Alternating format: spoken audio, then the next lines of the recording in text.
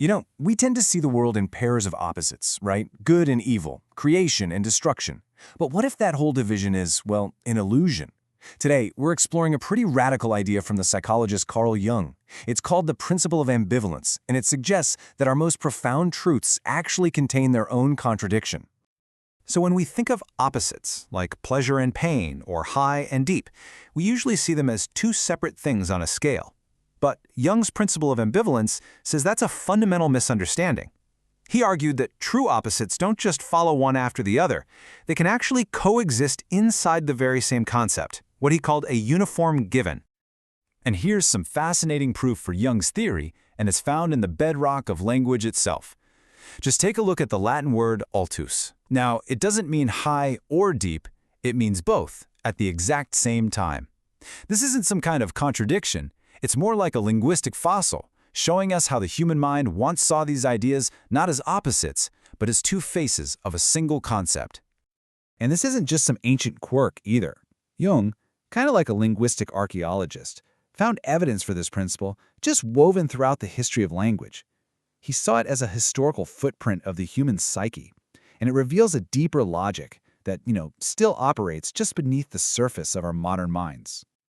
It's incredible. As words travel across cultures and through time, their meanings can literally flip into their direct opposites. Get this, the English word bad is related to a German word for good.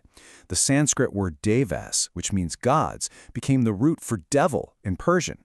It just shows how fluid and connected these concepts are in our collective history. And Jung even noted that our own dreams work this way, sometimes showing us a symbol by presenting its exact opposite. Okay, so if this principle is baked into our words, you can bet it's magnified in our stories. The principle of ambivalence becomes even more powerful when we start looking at the foundational symbols of mythology and religion, which are really the operating system of human culture. And this leads us to a really critical question. Why do the great symbols of our cultures, the gods, the sun, the forces of nature, so often embody these stark contradictions? Why isn't good just simply good, or destruction purely destructive? What's going on here? Well, the pattern is remarkably consistent across different cultures. The sun, our ultimate symbol of life and fertility, also brings destructive, scorching heat, which is often symbolized by the lion. Venus, the goddess of love, is associated with both life-giving water and treacherous, deadly mountains. And just like we saw with language, the divine Sanskrit devas morph into the Persian devil. The benevolent and the malevolent really are just two sides of the same symbolic coin. This deep interconnectedness is just perfectly captured in an ancient saying from Mithraic mythology. In this worldview, opposing forces, like the bull and the snake, they're not just in conflict, they are seen as generating one another in this endless creative cycle. One simply can't exist without the other. Okay, now this is where Jung's work becomes truly groundbreaking. He showed that these universal, ancient symbols are not just historical relics for us to study. No. They are living forces that can emerge spontaneously from the individual psyche, even today. Jung observed that people going through deep psychological turmoil, what he called the reminiscences of mankind, often create fantasies that perfectly echo these powerful, ambivalent myths, even if they've never heard of them before. It's almost as if the ancient patterns of human experience are hardwired into our collective unconscious. For instance, in one really compelling case study, Jung wrote about a Tantalus club formed by some young people. They were tormented by these intense but unfulfilled desires, and they unconsciously created an emblem for their club, a man being sacrificed by his genitals.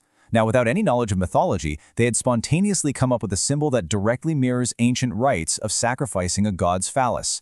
It perfectly captured their own psychological torment of desire locked in a battle with denial. So this brings us to the really profound conclusion of Jung's work. This tension of opposites, it's not a logical flaw we need to solve or some paradox we just have to live with. For Jung, it is the very engine of psychological growth, of meaning, and of transformation. And this isn't about finding some simple balance between two forces. It's about a dynamic process where one opposite actually gives birth to the other.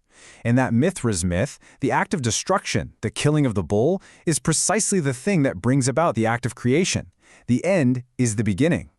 And the core of Christian theology presents what is maybe the ultimate example of this transformative principle. The greatest sacrifice, the most profound act of destruction, death itself, is presented as the direct and necessary source of the greatest gift you can imagine, eternal life. Destruction becomes the very pathway to ultimate creation.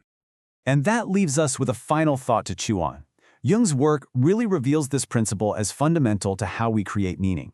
So, if our greatest cultural, religious, and mythological symbols are all forged in the fire of their own opposites, what powerful and transformative tensions might be waiting to be discovered inside the beliefs that you hold most dear?